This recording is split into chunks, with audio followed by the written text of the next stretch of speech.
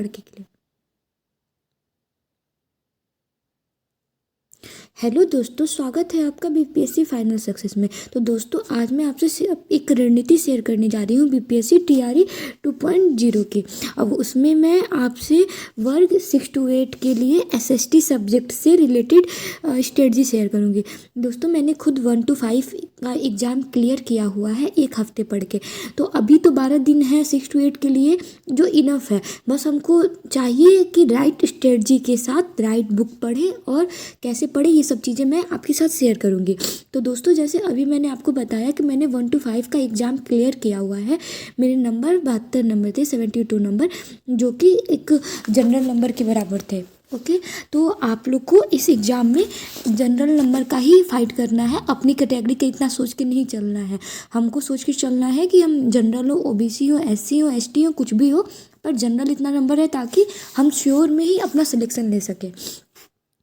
Okay दोस्तों, तो इसमें मैं आपको बीपीएससी टीआरई 2 में वर्ग 6 to 8 का स्ट्रेटजी बताऊंगी, वो भी एसएसटी के लिए। क्योंकि मैंने अभी आपको बताया कि मैंने 1 to 5 क्लियर किया हुआ है, तो मेरे लिए भी बहुत कम समय बचा है। क्योंकि अभी जो डेली स्कूल जाना होता है, फिर टाइम पे जाना, टाइम पे आना, और बहुत चूँकि पोस्टिंग भी बहुत दूर दूर हुई है, तो अभी काफ़ी टाइम हम लोग को लग जा रहा है। तो टाइम बहुत कम है, इसलिए इतने कम टाइम में मैंने एक स्ट्रेटजी बनाई है आज, और वो मैं आपके साथ शेयर करना चाहती हूँ, जिसमें आप श्योर रहिए कि आपका सिलेक्शन होगा।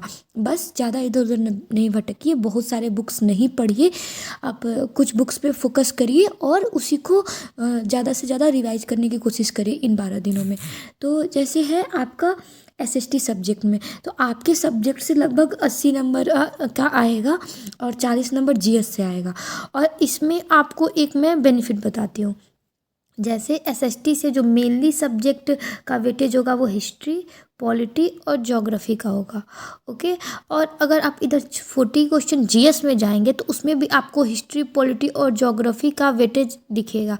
तो अगर आप इन तीनों की तैयारी करते हैं तो आपकी जीएस के भी 3 सब्जेक्ट की तैयारी हो जाएंगे आराम से। क्योंकि समय कम है, इसलिए हम लोग सारे सब्जेक्ट को लेके नहीं चल सकते हैं। तो पहले हम अपना स्कोरिंग पॉइंट बना लें जिससे वेटेज ज़्यादा होती है, जिससे हम एक सेफ स्कोर पे पहुंच पाए। अगर इतना चीज़ें 12 दिन के अंदर आप कर लेते हैं तो फिर नेक्स्ट सब्जेक्ट पे भी चलेंगे।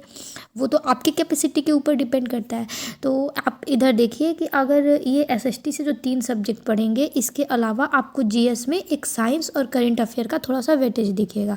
तो अब इस 80 नंबर से ये 3 सब्जेक्ट में लगभग आप 60 नंबर का अगर स्कोर कर लेते हैं, ओके, तो कहने का मतलब है कि इस 3 सब्जेक्ट के अलावा और भी जो भी सब्जेक्ट आते हैं, जैसे इकोनॉमी का हो गया या अदर, तो अगर उसमें कुछ करके या फिर थोड़े तुक्के ले करके कुल मिला जुला के अगर 60 नंबर आप ले आते हैं, तो जीएस में भी ये 3 सब्जेक्ट आपको वेटेज में दिखेंगे। और लगभग आप और सब सब्जेक्ट करके, से करंट अफेयर सबको थोड़ा बहुत डेली पढ़ना ही रहता है। साइंस का थोड़ा बहुत सिंपल क्वेश्चन आते हैं डेली यूज के बेस पे। तो अगर आप इसमें 20 नंबर ले आते हैं तो आप 80 नंबर का स्कोर करते हैं, जो बहुत ही सेफ है आपको 6 to 8 का एग्ज़ाम क्लियर करने के लिए।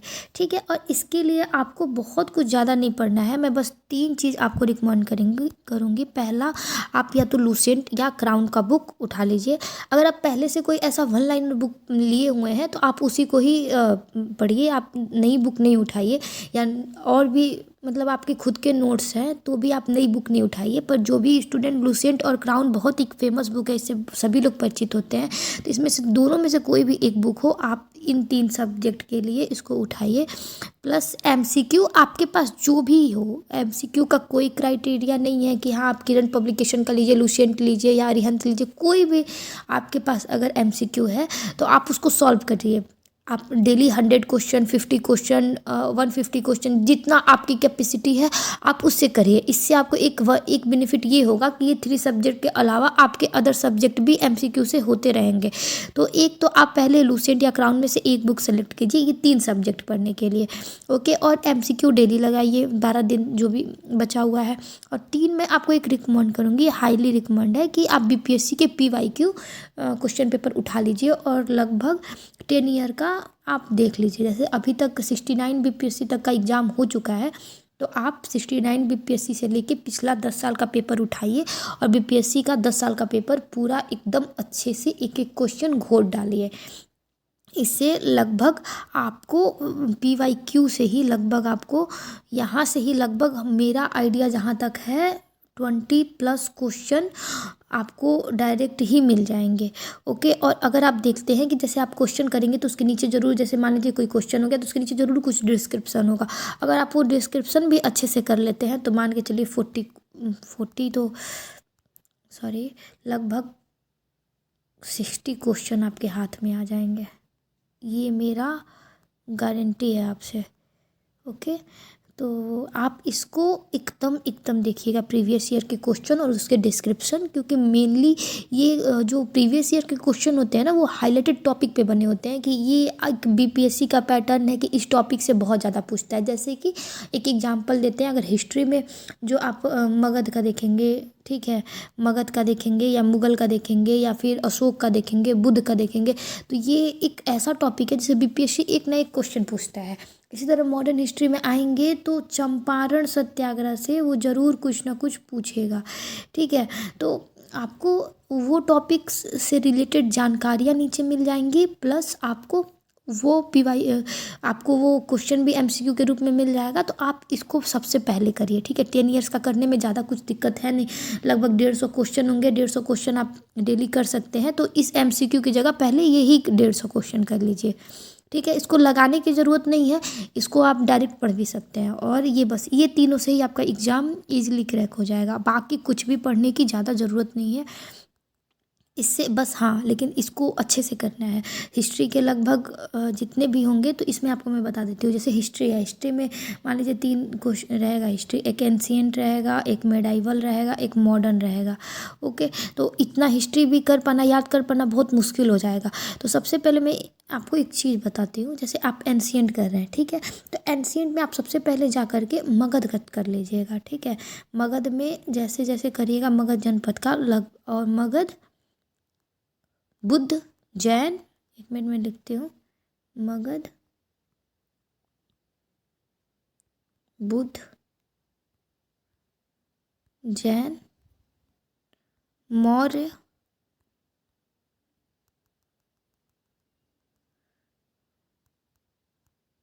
गुप्ता, बस।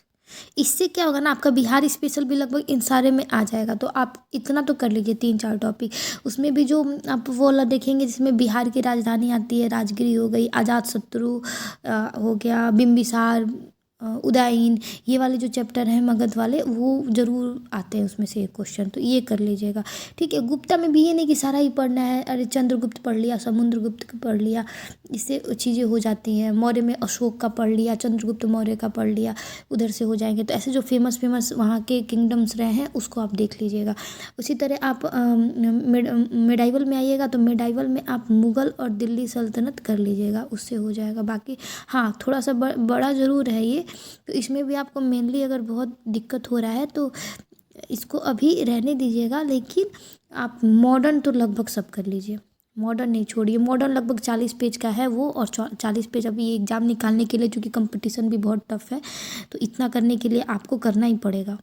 ठीक है, तो अब मॉडर्न आप एकदम पहले, सबसे पहले आप प्रायोरिटी पे मॉडर्न दीजिए, और इधर से मगध, गुप्ता, मौर्य और बुद्ध, जैन, फिर बचा हुआ टाइम में मुगल पे जाइएगा। ओके, पॉलिटी में मैं बता देती हूँ। पॉलिटी में तो लगभग आपको जो भी है प्रस्तावना, मौलिक अधिकार, नीति निर्देशक तत्व, मौलिक कर्तव्य, ये चीज़ें तो आपको एकदम ही ज़्यादा करनी है, एकदम कंफर्म करना है। उसके बाद आपको जो टाइम बचे तो आप उसमें हाँ, जैसे अनुसूचियाँ भी हो गई, इससे भी क्वेश्चन, पॉलिटी से क्वेश्चन ईजी आता है। और आप जाइएगा उसमें देखिएगा लूसेंट राउंड में 40 पेज का पॉलिटी, अभी 12 दिन बचे हुए हैं, कम नहीं है। अगर आप डेली अगर एक दिन चाहें तो आराम से एक सब्जेक्ट ईजिली पढ़ सकते हैं। ठीक है, पॉलिटी में लगभग 40 पेज पढ़ जाएंगे, हिस्ट्री ज्योग्राफी में लगभग 40 पेज पढ़ जाएंगे, हिस्ट्री में तीनों में 40-40 पढ़ेंगे। लेकिन आपको सेलेक्टेड टॉपिक पढ़ने हैं और मॉडर्न का पूरा पढ़ना है। तो अगर आप ये चीज़ें अगर 5 दिन में भी ख़त्म करते हैं तो आराम से 2 बार आप रिवाइज कर लेंगे, और इससे अधिक ही स्पीड से आपको पढ़ना पड़ेगा। क्योंकि अगर आप 10-12 दिन का स्ट्रेटजी कर रहे हैं तो अपनी स्पीड को उसी हिसाब से बढ़ाना होगा। और इधर के 3 की तैयारी होने से इधर का 3 आराम से तैयार हो गया, ठीक है। और रह गया साइंस का और करंट अफेयर का। करंट अफेयर आप डेली पढ़िए आराम से 1 मंथ का।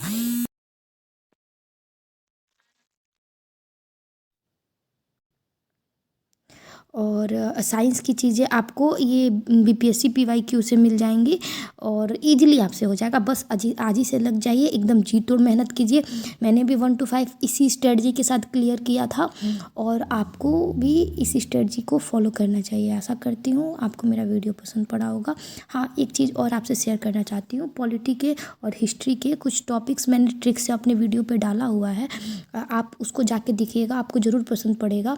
और अगर आपको अच्छा लगता है तो आप प्लीज़ मुझे कमेंट बॉक्स में लिखिएगा, तो मैं और भी पॉलिटी, लगभग सारी पॉलिटी मैं विदिन 3-4 दिन में ट्रिक से करवा दूंगी, अगर मुझे ज़्यादा कमेंट आते हैं तो।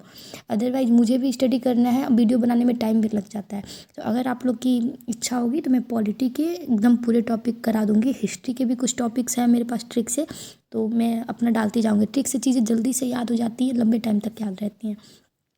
तो अगर आपको चाहिए होगा तो प्लीज़ मुझे कमेंट बॉक्स में लिखिएगा। ओके दोस्तों, बाय बाय।